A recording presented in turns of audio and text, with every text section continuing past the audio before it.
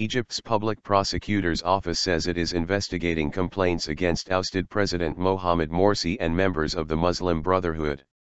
They include spying, inciting killing protesters, attacking military barracks and damaging the economy. It did not say who had filed the complaints. Mr Morsi was deposed by the army on July 3.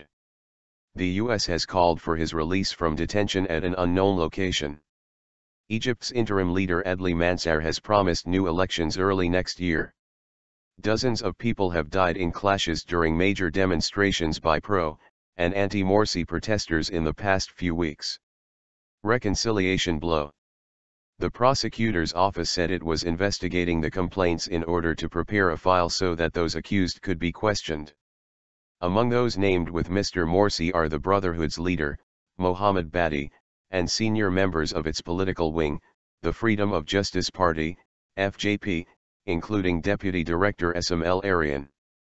Mr Badie and other leaders are already the subject of arrest warrants, on charges of inciting violence outside a military barracks in the capital, Cairo, last Monday, in which more than 50 people were killed. The Brotherhood says its members were fired on while holding a peaceful vigil, but the army says soldiers reacted after coming under attack.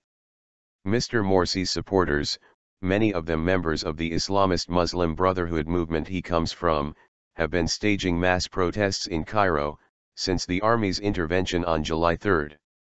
They are demanding his reinstatement as president and say the military's removal of him amounted to a coup. The army says it intervened to remove Mr Morsi in response to protests by millions of Egyptians who accused him of becoming increasingly authoritarian and failing to tackle economic difficulties. The BBC's James Reynolds, in Cairo, says the move by the prosecutor's office appears to weaken the already remote prospects for a reconciliation between the interim authorities and the Brotherhood. On Friday, Germany's foreign ministry urged the authorities to end restrictions on him and allow an international organization, such as the Red Cross, access to him. Asked later if the US agreed that he should be released, State Department spokeswoman Jen Psaki told reporters, "We do agree." On Saturday, the Brotherhood said the main issue was protecting the legitimate right of the people and their will through a democratic ballot box. Spokesman Gihad El-Haddad said there would be further protest and sit-ins until the president is released and reinstated regardless of his physical condition. Transition rejection. Mr Morsi, who was Egypt's first freely elected leader and the first Islamist president, has been held at an undisclosed location since July 3. The army has suspended the constitution.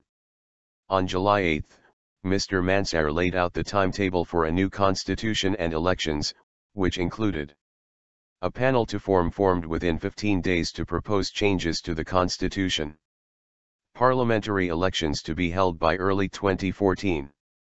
Presidential elections to be held once Parliament has convened.